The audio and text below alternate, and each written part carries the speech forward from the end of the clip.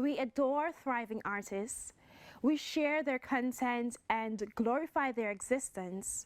Yet we ignore the brewing talent in our homeland. Guyanese thrive in every field, but what we lack is the support of kin.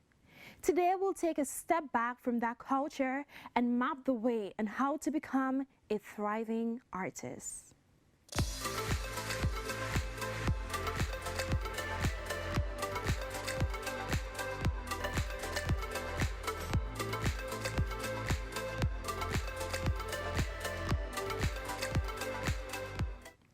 Hey guys, welcome to another episode of Balancing the Bars. Of course, I am your co-host, Jamesia McCalman, and I have my lovely co-host.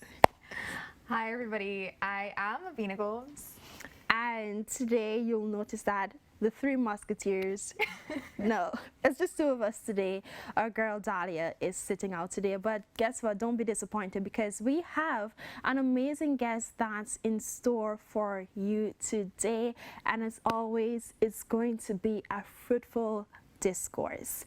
As you said, we're talking about the thriving artist, but before we get into that, if you follow us on our social media handles, Instagram, Facebook, YouTube, everywhere, we started a new segment, the social shout out, and we told you guys that comment, let us know what is your favorite, what stood out to you, whether it's from the last episode or any one of the episodes. And some of you guys did share your comments.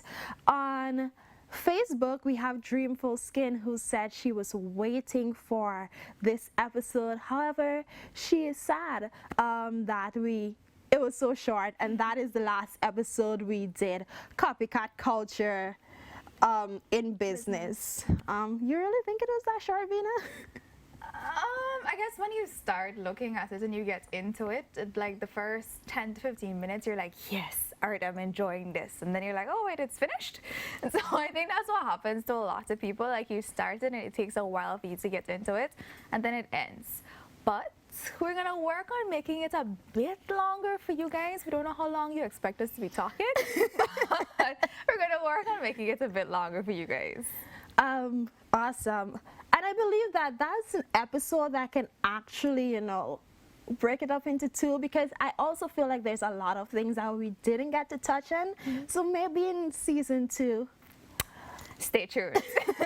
maybe in season 2, we might, come back again with it and have some experts to join us on the panel. But going over to Instagram, Ayans.treasure Trev, she said, what stood out to her is business doesn't always mean business. This has stayed with me ever since episode 1. And yes, in episode 1, we talked about the ugly truths of entrepreneurship. Yeah. So I'm glad that that stuck with you, because actually I learned that my mom taught me that. She was like, you're such a busy bee, but guess what? What the money there? You're always busy, but where is the money? Business doesn't always mean business. And our final comment from Instagram as well, right with me, Tiffany, she said, I always enjoy how authentic you guys are, sharing your experiences with us, and most importantly, keeping it real. What do you have to say about that, Bina? I guess I'm just glad that people can relate to what we're saying, and the goal is to always keep it real. We don't all have it together. We're learning and growing with you guys as well, and we want you to know that and understand that. Awesome. And I said something on my Instagram just a few days ago. I said your authenticity will intimidate some, while it will impress others, but be authentic anyway, because some people are like, you're a little too real, you're a little too raw, but I believe that there's healing in your sharing sometimes. So for those of you who are watching, don't be afraid to be authentic and to be real. I feel like authenticity is like a superpower by itself, so don't be afraid to be authentic anyway. So that's it for our social shout out. Remember to comment on our YouTube channels, Instagram, Facebook, wherever you follow us, and let us know how the episodes would have been impacting to you and, contributing positively to your lives. As you said, today's discussion, 5 steps to becoming a thriving artist.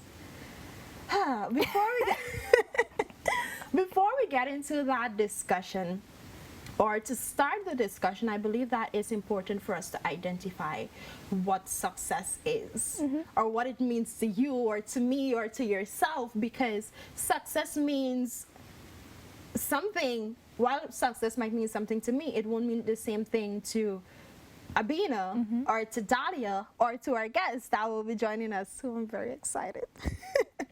Right? So I feel like it's important to identify what success means to you. For an artist, success might just mean honing their skill, becoming better at their craft, just being able to perfect that which they have. While on the other hand, success might mean, having the awards and the accolades and just, for their work to be out there and for persons to respect their work. While for others, it might be about the dollars. It might be about the money, so success means something different to everybody. It doesn't mean the same thing. What do you have to say about that? Because you're a digital artist, what does success means to you? I think success means for me being able to hone my craft. I had to learn a very hard way that you don't necessarily always have to look for validation from other people, because my style may not be something that resonates with everybody, but I can't be flip-flopping and changing what I do to please everyone. So success for me is being able to hone my craft and to grow and develop in what I need to do to ensure that whenever I produce whether it be a logo, a business card, or a flyer, that I'm producing the best work possible for my clients.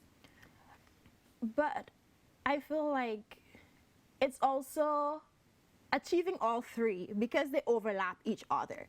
You won't say that you're an artist and you're not in it for the money, or because there are some people who give up their 9 to 5 just to thrive in that area. So it's possible. Don't think that it's not possible to be able to attain all 3, like hone your craft, have the accolades, make money for it, be respected for it. Like, it is possible. So I feel like it's important to understand it, but you need to find ways of how to create the balance of achieving all 3 of them. What else would you say are some things that can contribute to you becoming a thriving artist? I think one of the most important ones for me is to know your worth. People are always going to try to tell you what they think you're worth, but you have to know that, okay, if I tell you $15,000 for a logo, if you don't want to pay $15,000, trust and believe I'm going to find a client that wants to. And sometimes you have to be not necessarily harsh, but you have to let people know that I know where I stand, I know the value and the worth of my craft, and you are going to pay me accordingly, because the standards that you set for yourself are what people are going to follow, and they're going to act accordingly based on what you set. And I find that sometimes when you don't know your worth and you try to meet like the expectations of people, it's like sometimes you end up watering down yourself, and so the consistency in what you try to do, it is not there, because you're like, oh well, they're not paying me what I usually charge, so I don't have to perfect what I'm doing for them. So you end up giving them probably a work that costs 100 US, you might give them it for 50 US, and you give them that 50 US value of work, and it becomes inconsistent in what you are able to produce. It's like someone would be like, who did Abina? Abina did and then when you find out from Abina, like, what's this? Girl, me because they didn't even pay me what is it that I'm owed, so I agree. Know your worth. I think also... And add tax. Definitely. Add tax. Add tax. Add tax. Value added tax. I think coming from what you said, though, apart from knowing what you're worth, you also have to be consistent. If you set a certain standard for your work, you always try to elevate. Never let anyone bring you down back. to a level lower than the standard that you set. So you have to be consistent, and you have to be consistent with wanting to grow in your craft as well too. And the consistency comes back to what we said earlier about success. Honing your skills, becoming better at it, and persons will automatically see, oh, Abin is not where she, where she started. Like, I see you growing. I see you thriving. Yes. So, identify what success means to you, knowing your worth, and being consistent. Yes. We're going to take a quick break, and when we get back, you're going to hear from our guests. Stay tuned. Hey guys, this is your girl Jamicia. Thank you so much for watching Balancing the Bars. Ensure you hit that subscribe button, the notification bell, so you can be the first person to see when we drop a new video. Like, share, do not be selfish and keep this to yourself, and comment. When you do that, you help our channel grow.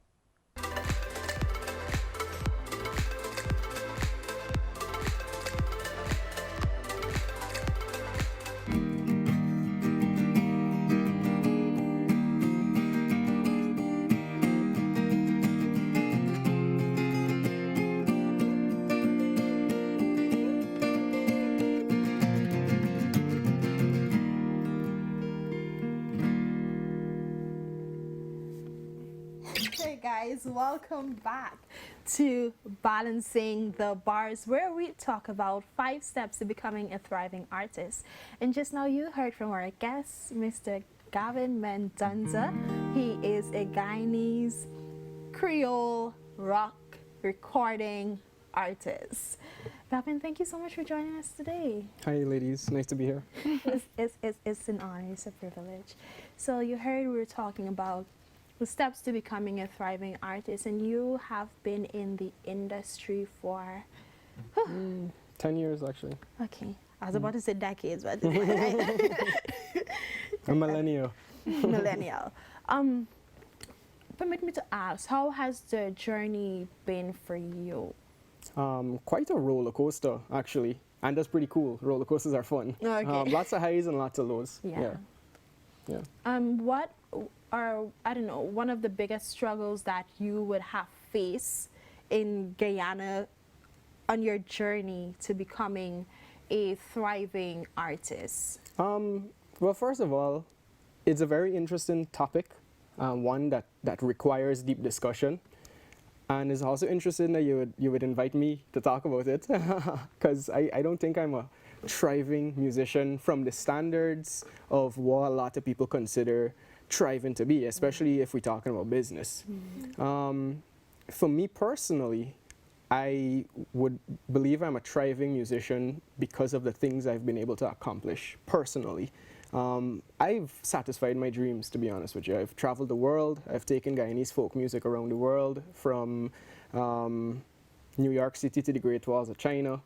And, I did it all just out of belief. So the challenge we have here in Guyana is the environment is not conducive for an artist to thrive and be successful from a business and professional perspective. Well, not professional, from a business perspective, but there's a lot more than the tip of the iceberg with regards to, like y'all saying, what thriving is. A lot of people think, okay, well, it's about money, how much money you make, how much money you get in per gig, how much people know your name and your face, how many times you've been on TV, fame, this kind of stuff. A lot of people, and it's true, that's a thriving artist. But for me, like I said, it's about the satisfaction of living this life that I choose to live and be content with it. It's like we can just wrap up right there, but we won't. What were one of the steps that you had to ensure that you applied to become a thriving artist? So the first one, which I didn't learn immediately, but my first bit of advice, and I didn't prepare for this, I figure I let the first 5 things that come to my head be the 5 most important things to me. So the first thing I'd say is, like we just discussed, the things with standards and stuff, is detach yourself from that system. Society has created this system of judging you and labeling you and what your accomplishments should be to be a thriving artist. I think the first thing you gotta do is just dash all the way, shy it away, throw it in the bin, because no one should set your standards of what your quality of life should be, of how good you are or what you can achieve. Nobody should set that standard for you. As a fact, that or that level, that ceiling should never even exist, because as long as you have potential, it is endless, it is infinite. So the first thing is detach yourself from the standards of, or this point system that society has labeled for us and what it is to be successful.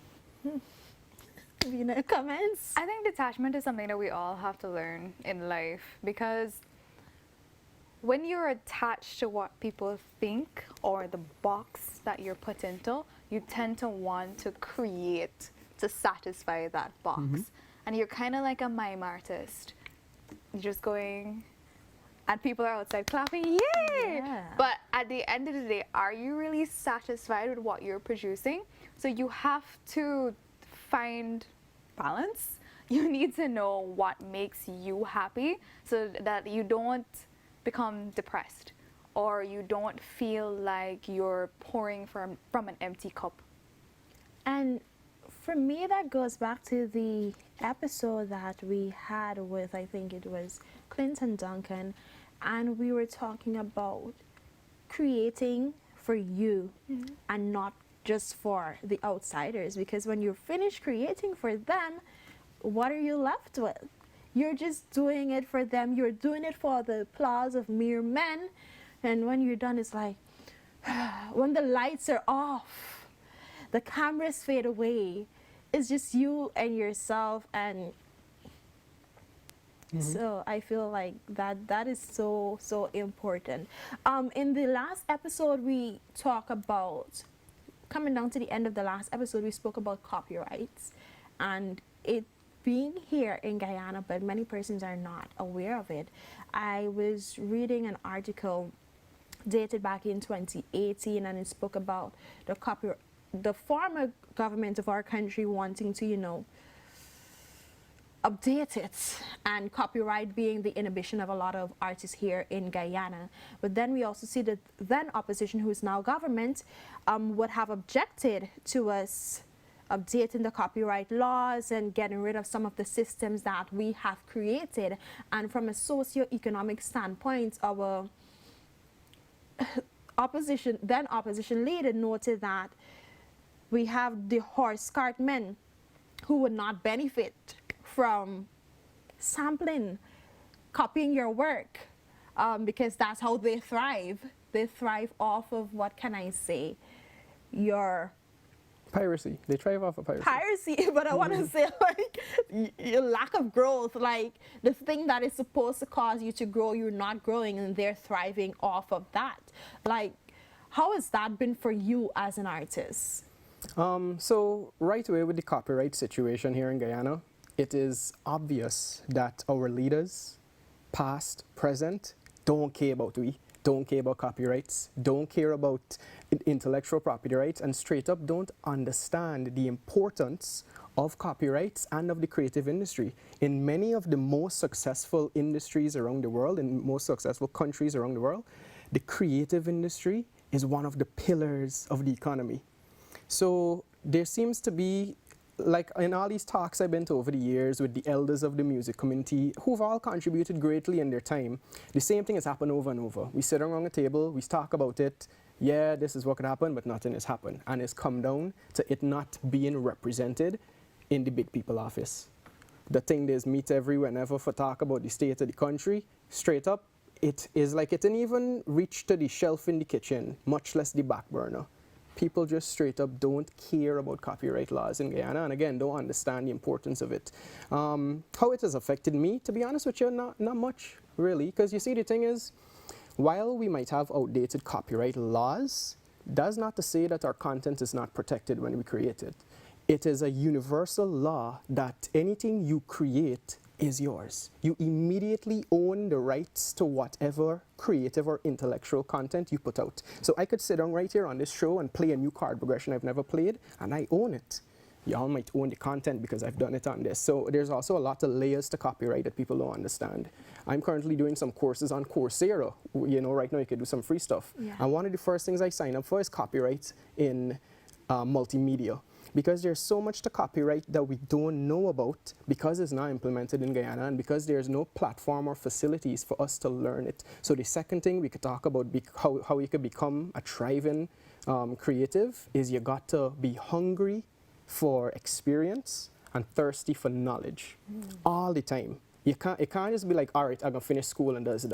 When it comes to art and craft, you got to be on it every single day. You got to practice. Practice makes perfect. Play your guitar, draw your thing, do whatever it is. Keep doing it and read as much as you can because there's no one here in Guyana to tell you or help you to do certain things. You got to take it on yourself to learn the things you need to learn to become a thriving artist.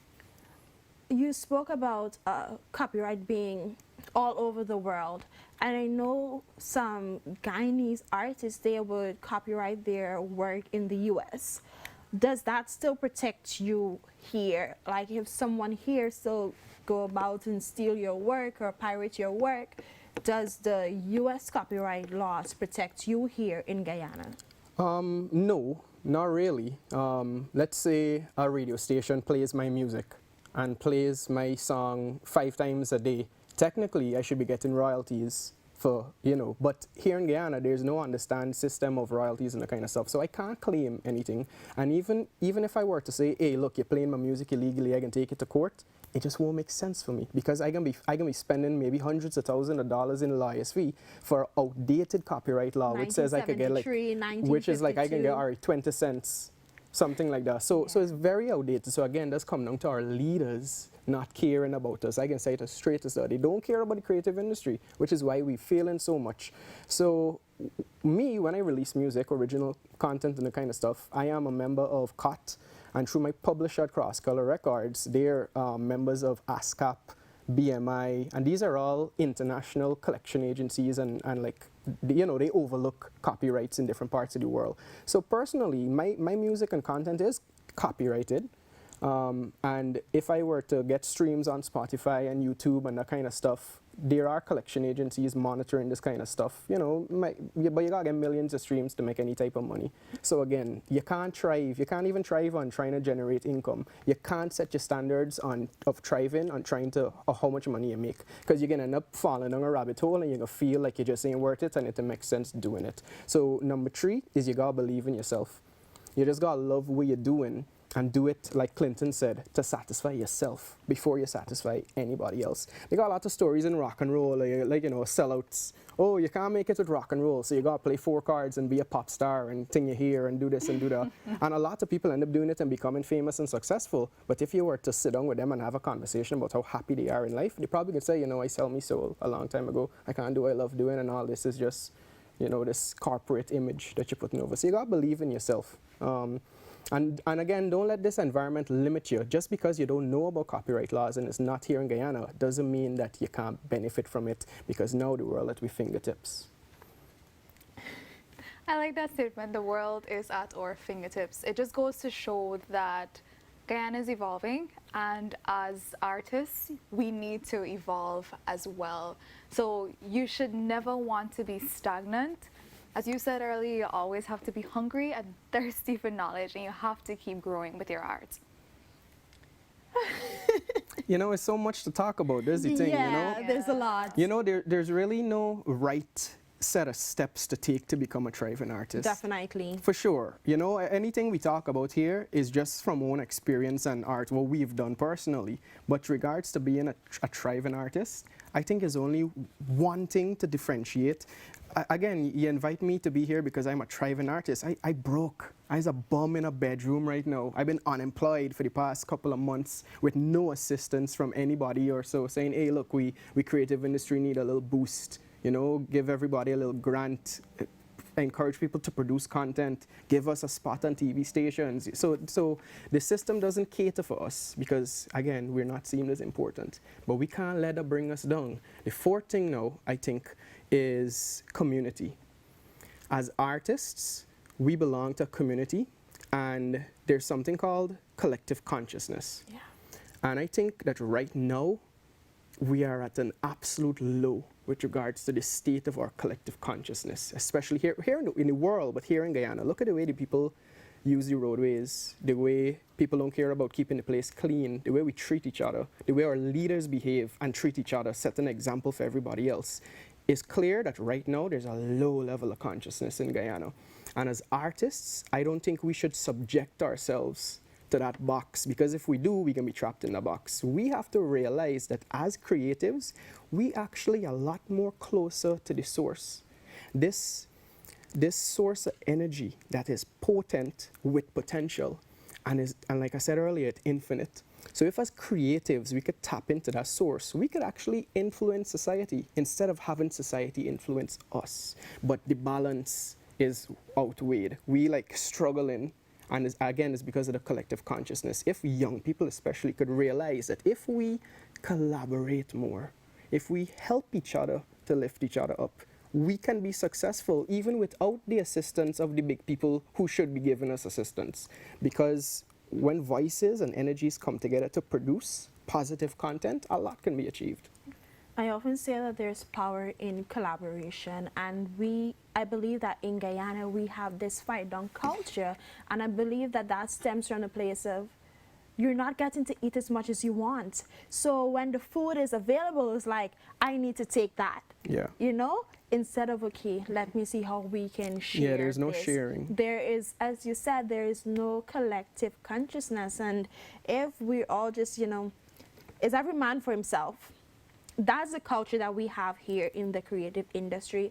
Every man for himself. And I believe that, we see artists complaining almost daily about, again, the bigger heads not caring. I believe that, I hope they're watching. If you were to come together and say, you know what, enough is enough, there's something that we can do. There must be something that we can do to change this system. There must be something that we can do to ensure that the bigger heads and those who, what can I say, can help fix the system, listen to us, and not just listen, but act upon it. So for those creatives that are watching, reach out to each other. We collaborate for frivolous things. We collaborate for memes. We collaborate for a sesh. Collaborate for something that can actually add growth to your life, growth to your career, development to your career. Collaborate is like something I love in Trinidad and Tobago. Something as simple as a writers guild, where writers can come together and like put together their knowledge, share, help write together, come up with things together. And I believe that in Guyana here, it's a mind. The mindset needs to be recalibrated and shifted. So collective consciousness, let's begin the journey to achieving that.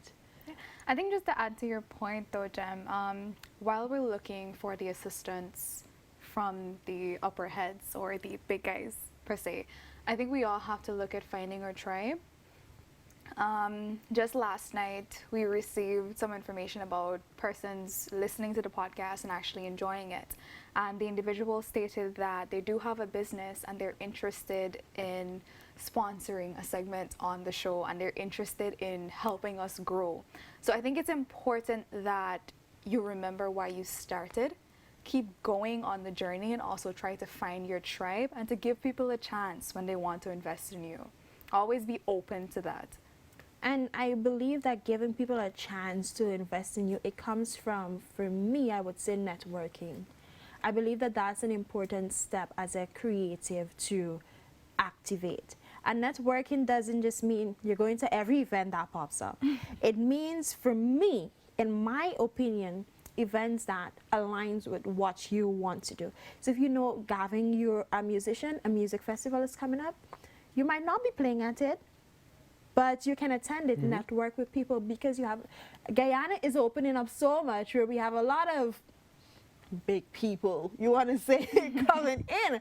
So you might go to that event and you might meet someone who can, you know what, maybe I can help get you to where you haven't even dreamed of being, a network. And one thing I've learned with networking is that sometimes we just go and we take business cards and we go home and we call the person until we need them. I feel networking is relationship building. You build a relationship with someone. You collect that business card, you go home, send a message, hey Gavin, it was nice meeting you. I admire your work, XYZ.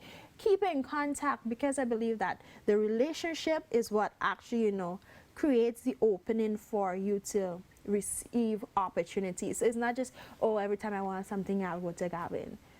There's no sort of There's a sort of reciprocation. yeah. And there's a even wider audience for you now. I think young people need to realize that we are in such a good position now with regards to reaching out and learning things compared to our forefathers even just 10 years ago. Now again, the world at we fingertips. Don't limit yourself to a local market. If you're producing content, and we're talking content that could be featured in films, that could be featured in magazines, in publications, in digital publications, if you're a visual artist or a musician, you gotta search, you gotta do lots of research, you gotta go online, you gotta join forums, join communities, find people just like you in other parts of the world. Webinars. Yeah, me, it's real magical to me how I get to do everything. I use something called the law of attraction, the power of no. Certain energies that people can't even talk about because they think you're cuckoo, that kind of stuff, True. But again, coming back to the source that we are all capable of tapping into, is like any dream could essentially be a vision of the future that you can manifest into reality. As long as you believe it in your mind, you can manifest it in reality. So sometimes I wonder, how I make it to the Dominican Republic for a festival on a beach, how I end up in Colombia for a music conference, or most recently in New Orleans while the pandemic be breaking out. I on planes and at music conferences and that kind of stuff. And I think about it, and I really don't have an answer as to how I could do that. It's just belief. And writing good proposals as well. You gotta learn to write a good proposal, because the truth is, You're preaching to me, what? Go ahead. the truth is, you need support. We as long as you're a part of a society, unless you're living in the jungle in a tree and you really ain't care about impressing people or being a part of society, and you could just sit down with your guitar whole day and play in the trees, which is what I dream to do. Unless you're in that stage right now, you need resources to do the things you want to do. And the thing is, there are people out there, not the big people in the desks who can actually make proper decisions, but there are people out there who are actually willing to support.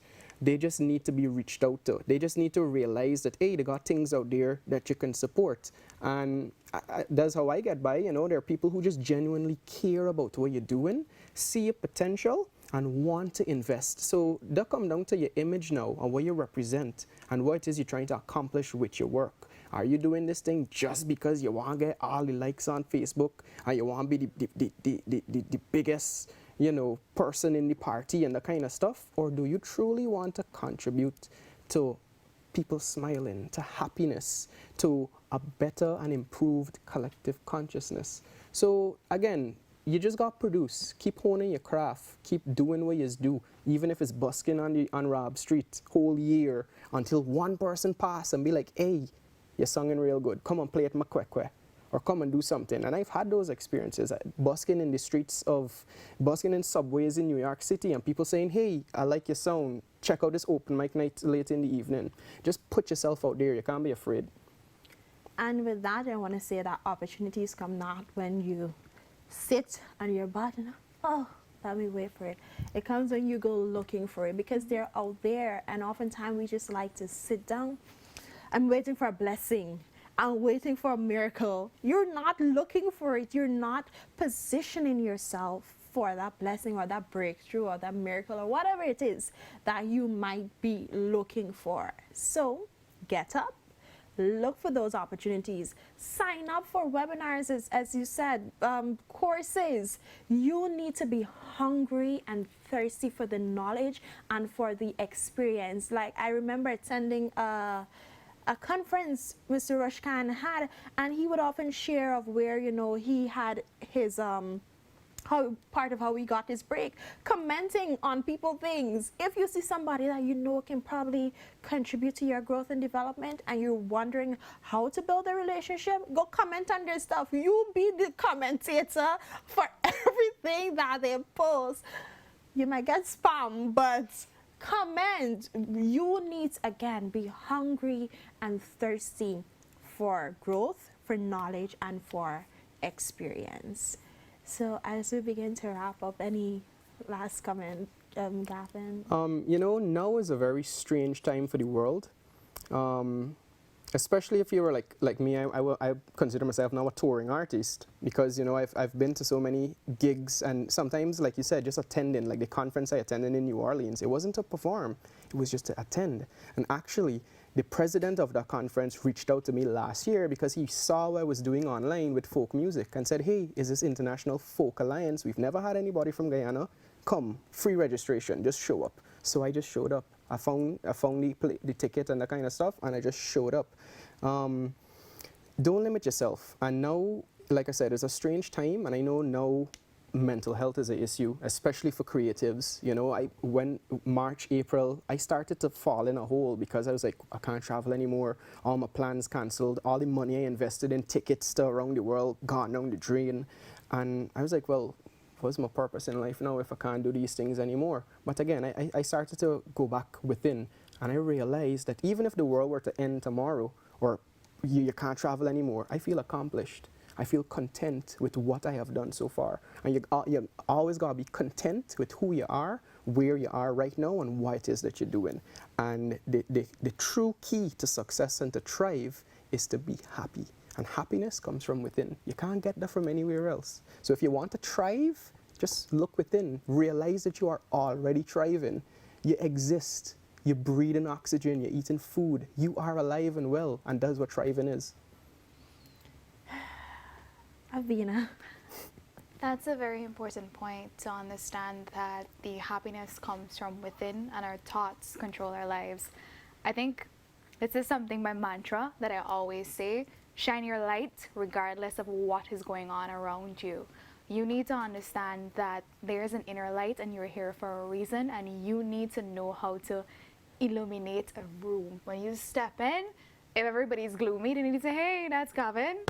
We're all happy, we're all upbeat, and you're bringing purpose, and you're allowing those resources that were given to you by God, the universe, however you define it, you're not letting it go to waste. So my last words would be to shine your light regardless of what is happening around you. Awesome. I want to say thanks to Gavin for stopping by and for contributing to this conversation. Remember some of the steps to becoming a thriving artist. Define what success means to you. Be consistent. Network.